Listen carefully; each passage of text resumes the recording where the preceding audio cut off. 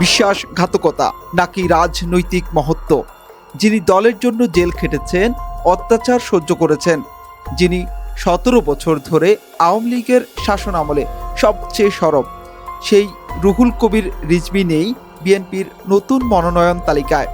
কেন এই সিদ্ধান্ত? এর নেপথ্যে কি আছে? নাকি কোনো গভীর রহস্য লুকিয়ে আছে? চলুন খুঁজে দেখা যাক। বাংলাদেশ জাতীয়তাবাদী দলের সবচেয়ে ত্যাগী নেতাদের একজন হচ্ছেন রুহুল কবির রিজভী। তিনি দলের যুগ্ম মহাসচিবও।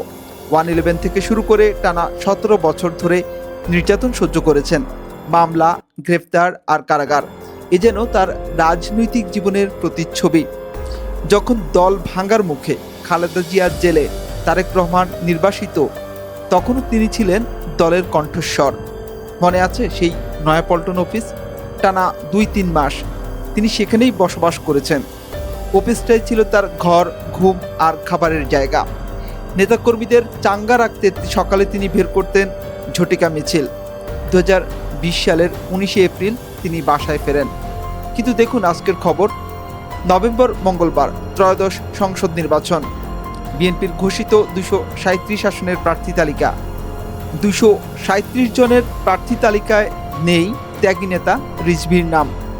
শুরু হলো রাজনৈতিক মহলে ব্যাপক আলোচনা। অনেকেই বলছেন দল কি তার ত্যাগের মূল্যায়ন করলো না?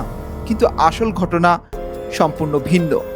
আসলে রিজভী নিজেই নির্বাচন করতে আগ্রহী নন। তার লক্ষ্য নিজে এমপি হওয়া নয়, বরং আগামী নির্বাচনে সারা দেশে দলকে জেতানো। ভারপ্রাপ্ত চেয়ারম্যান তারেক রহমানের অত্যন্ত বিশ্বস্ত এই নেতা ২০১৮ সালের একাদশ নির্বাচনের সময়ও তিনি নির্বাচন করতে অনাগ্রহী ছিলেন। তার মন্তব্য ছিল স্পষ্ট, খালেদা জিয়াকে কারাগারে রেখে শেখ হাসিনা সরকারের অধীনে তিনি ভোটে লড়বেন না। আজও সেই একই আদর্শ। ব্যক্তিগত চাওয়া পাওয়ার ঊর্ধ্বে তিনি দলের স্বার্থকেই স্থান দিচ্ছেন। তার লক্ষ্য একটি আসন আটকে না থেকে সারা দেশের দলের প্রচারণায় নেতৃত্ব দেওয়া।